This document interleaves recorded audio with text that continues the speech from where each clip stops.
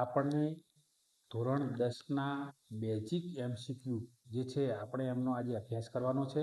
અને મિત્રો આ જે છે 10 બેઝિક MCQ જે છે પાર્ટ 1માં એમાં મિત્રો મોસ્ટ IMP જે છે અગત્યના જે છે વારંવાર પૂછાયેલા છે એ જ પ્રશ્નો મેં અંદર લીધેલા છે, જેથી કરીને મિત્રો આ બહુ અગત્યના છે, તો ધ્યાનથી સાંભળજો. 1 કિલોવોટ એટલે 1 યુનિટ બરાબર કેટલા જૂલ થાય? 1 યુનિટ 1 કિલોવોટ એટલે કેટલા જૂલ થાય? તો 3.6. જો મિત્રો અહીંયા 6 ઘાત પ્લસ છે, અહીંયા 2 ઘાત છે, અહીંયા જે છે -6 ઘાત છે, અને જો અહીંયા 6.3 છે એટલે અહીંયા નહીં આવે, એટલે સાચો જવાબ આવશે 3.6 ગુણ્યા 10⁻6 એટલા યુનિટ બરાબર એટલા જૂલ થાય છે. ચલો મિત્રો આપણે બીજું MCQ જોઈએ. વિદ્યુત પ્રવાહનો SI એકમ જણાવો. મિત્રો વિદ્યુત પ્રવાહ જે છે એને માપવા માટેનો SI એકમ, જો મિત્રો આપણે 7 એકમો છે મૂળભૂત, એમાં વિદ્યુત પ્રવાહ પણ આપણો મૂળભૂત જે એનો એકમ જે શું છે આપણને ખબર જ છે. મૂળભૂત એકમ શું જ આવશે? એમ્પિયર. વિદ્યુત પ્રવાહનો SI એકમ કયો છે? એમ્પિયર. ચલો, ફ્યુઝને વિદ્યુત પરિપથમાં કેવી રીતે જોડાય? મિત્રો ફ્યુઝ હોય કે સ્વિચ હોય એને કઈ રીતે જોડાય? સિરીઝમાં જ જોડાય. તો જો મિત્રો ધારો કે આ એક સર્કિટ છે, લેમ્પ ગ્લો કરે છે, અને આપણે ફ્યુઝ જે છે એ કઈ રીતે જોડેલો છે? સિરીઝમાં જ જોડેલો છે. એટલે ફ્યુઝને હંમેશા માટે સિરીઝમાં જ જોડાય છે. એટલે આપણે યાદ રાખશું, ફ્યુઝ હોય કે સ્વિચ હોય એ ક્યાં જોડાય છે? ફેઝમાં અને સિરીઝમાં.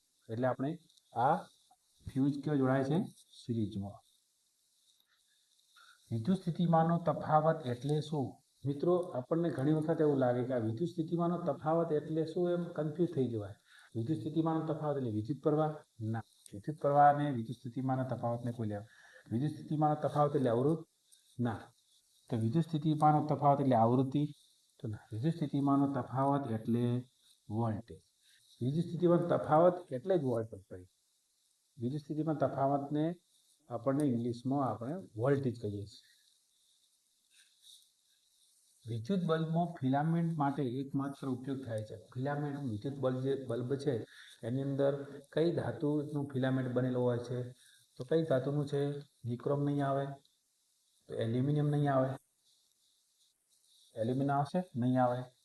કોપરનો ના બની શકે, તો એકમાત્ર કઈ ધાતુ આવે? ટંગસ્ટન. ટંગસ્ટન ધાતુનો જે વિદ્યુત બલ્બમાં ફિલામેન્ટ બનેલો હોય છે. જે પરિપથમાં વિદ્યુત પ્રવાહ માપવા માટે, વિદ્યુત પ્રવાહ આપણને માપવા માટે કયું સાધન વપરાય છે? વિદ્યુત પ્રવાહ માટે વોલ્ટમીટર તો ના આવે, વોલ્ટેજ માપવા માટે આવે. ઓહમ મીટર અવરોધ માપવા માટે આવે છે. એનર્જી મીટર યુનિટ માપવા માટે.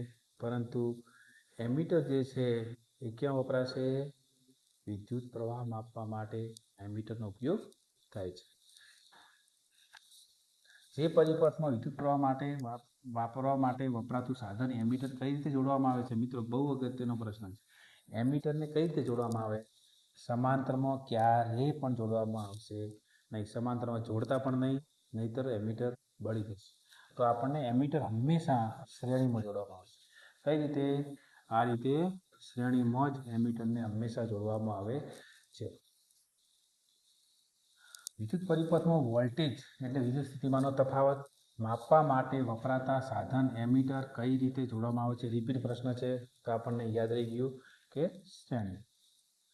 વિદ્યુત પાવર P માપવા માટે નીચેનામાંથી કયું સૂત્ર સાચું છે? વિદ્યુત પાવર P બરાબર શું થાય છે? આપણને ખબર છે પાવર P બરાબર VI. આપણને જો ખાસ નથી પૂછ્યું છે, એટલે 3 સાચા છે, એક એમાંથી ખોટો છે. એટલે પાવર P બરાબર VI નથી, આપણે પૂછ્યું છે, આ ઓપ્શન નહીં આવે. જો ઓહમના નિયમ મુજબ V = I × R. ચલો આપણે V બરાબર શું મૂકશું? IR મૂકી દઈએ. IR × I એટલે I² R, એટલે પાવર P બરાબર I² R પણ થાય.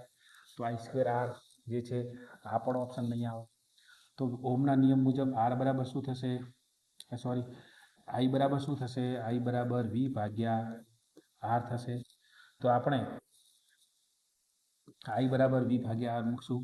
આઈ બરાબર વી ભાગ્યા આર એટલે વી ઇન્ટુ વી એટલે વી સ્ક્વેર આર પણ થાય છે. પાવર પી બરાબર વી સ્ક્વેર આર પણ થાય છે. તો આ ઓપ્શન પણ નહીં આવે. એટલે આ પાવર પી બરાબર ત્રણેય જે પાવરના સૂત્ર છે, power P is equal to V I પણ થાય, power P is equal to I square R પણ થાય અને power P is equal to V square R પણ થાય છે.